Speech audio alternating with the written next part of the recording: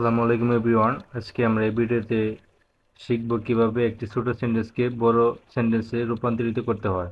তো একটা ছোট সেন্টেন্সকে বড় সেন্টেন্সে রূপান্তরিত করতে হলে আমাদেরকে মূলত এই 10টা নিয়মে করতে হবে। আমি 10টা নিয়ম এখানে লিখে রেখেছি, দেখেন।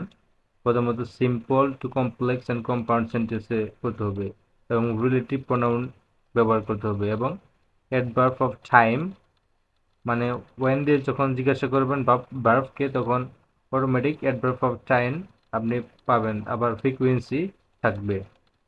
তারপরে adverb of manners, adverb of reasons, adverb of place, appositive I mean extra information বা additional information, use of participle, preposition, punctuation, এগুলো ইউজ করে আমরা একটা সেন্টেন্সকে, একটা বাক্যকে বড় করতে পারি। তো চলেন শুরু করি আমরা কিভাবে একটা সেন্টেন্সকে বড় করতে পারি। তো দেখেন, এখানে এক্সাম্পল হিসেবে একটা ছোট একটা স্যাম্পল সেন্টেন্স নিয়েছি। দেখেন, Nasib attends to every tutorial class. তো এই সেন্টেন্সকে আমরা কিভাবে বড় করতে পারি? যেমন অ্যাটেন্ডস, এই অ্যাটেন্ডসটা হলো ভার্ব। এই ভার্বটাকে যদি আপনি জিজ্ঞাসা করেন কখন অ্যাটেন্ড করে, কিভাবে অ্যাটেন্ড করে, কোথায় অ্যাটেন্ড করে, তারপর কখন অ্যাটেন্ড করে, তো এগুলো যদি জিজ্ঞাসা করেন অটোমেটিক আপনার সেন্টেন্সটা বাড়বে। তো চলো আমরা কিভাবে বাড়াতে পারি আমরা লেখার চেষ্টা করি।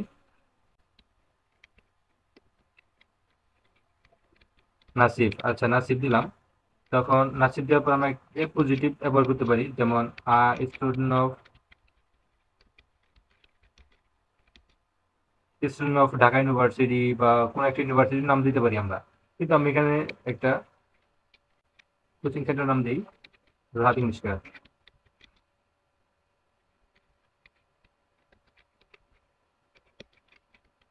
আচ্ছা, Rahat English Care, suppose Rahat English Care একটা ইনস্টিটিউটের নাম আমি এখানে দিলাম। দেখেন, এটা কিন্তু একটা এ পজিটিভ আমরা ইউজ করলাম। যেমন এ পজিটিভ কি হবে? এ পজিটিভ মানে কি? এ পজিটিভ মানে হলো এডিশনাল বা এক্সট্রা বা অতিরিক্ত যে তথ্য দিব, ওটি হলো এ পজিটিভ। দেখেন, আম, এখানে নাসিব হলো একটা নাউন বা নাম। তো নাসিব কে? তো নাসিব কে, তার একটা পরিচয় দিলাম, সেটি হলো পজিটিভ। দেখেন, I student of Rahat English care, রাত ইংলিশ কেয়ারের একজন স্টুডেন্ট বা ছাত্র, সেই হলো নাসিব। তো এইটা আমরা এটা এক্সটেন্ড পরিচয় দিলাম। তো এখানে আমরা রিলেটিভ প্রোনাউন ব্যবহার করতে পারতাম চাইলে। যেমন আমি যদি দেই হু is a student of Rahat English care, এটা কি দিলেও কিন্তু হইতো। আমি এখানে হু ইজ রিলেটিভ প্রোনাউনটাকে আমি না দিয়ে ডিরেক্ট আমি বলে দিলাম I student of Rahat English Care. Who is, আমি যে বলতাম Nasif, who is a student of Rahat English Care, he is going there. তো আমি এইভাবে বললে কিন্তু হইতো, কিন্তু আমি সেন্টেন্সটাকে জাস্ট এ পজিটিভ দিয়ে বলে করতে চাচ্ছি, আমি রিলেটিভ প্রোনাউন ইউজ করতে চাচ্ছি না এখানে।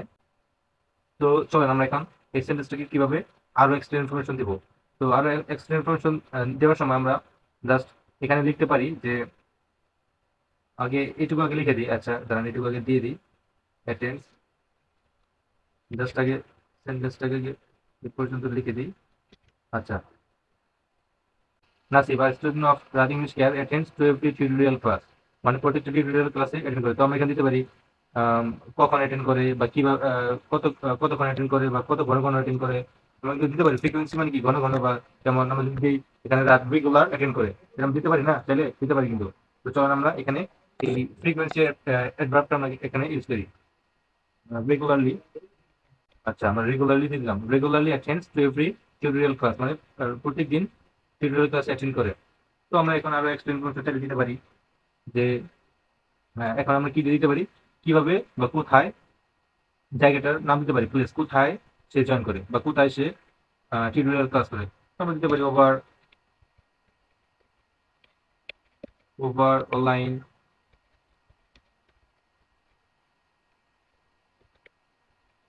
Online platform.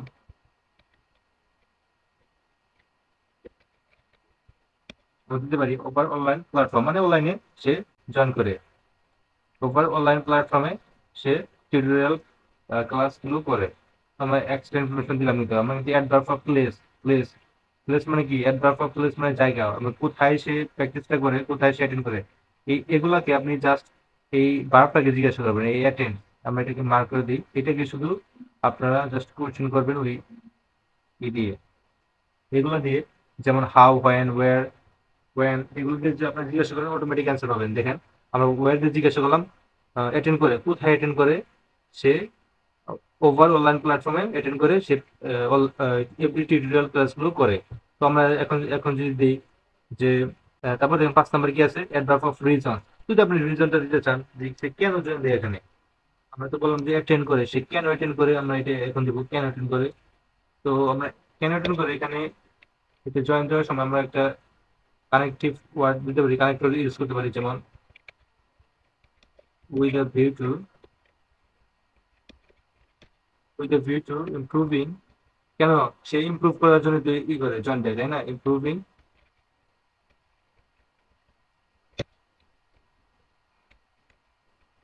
Improving English. আচ্ছা দেখেন, আমি কিন্তু সেন্টেন্সটা একটু বড় করতে পারলাম। আমার এই ওয়াই দিয়ে জিজ্ঞাসা করলাম সে কেন জয়েন দেয়, রিজনটা, কারণটা। এই বার্বকে জিজ্ঞাসা করবো, আমরা সবসময় এই বার্বকে জিজ্ঞাসা করবো যে সে কেন জয়েন দিবে, কোথায় জয়েন দিবে। দেখেন আমি কেন জয়েন দিবে, আমরা একটা কারণ দিলাম যে উইথ এ ভিউ টু, উদ্দেশ্যে। আর ভালো একটা কথা, উইথ এ ভিউ টু একটা কিন্তু কানেক্টর, যখন উইথ এ ভিউ টু হবে তারপরে কিন্তু যদি বার্ব আসে, বার্বটা কিন্তু আইএনজি ফর্ম আসবে। যেমন এখানে আমরা লিখেছি ইমপ্রুভিং, ইমপ্রুভ কিন্তু হবে না এখানে। তারপর আমরা অ্যাডভার্ব অফ টাইম দিতে পারি, সে কতদিন যাবত প্র্যাকটিস করে, এটা আমরা দিতে পারি। সে কতদিন যাবত ক্লাস করে, তো আমরা এখানে দিতে পারি উইদিন এ ফিউ মান্থস।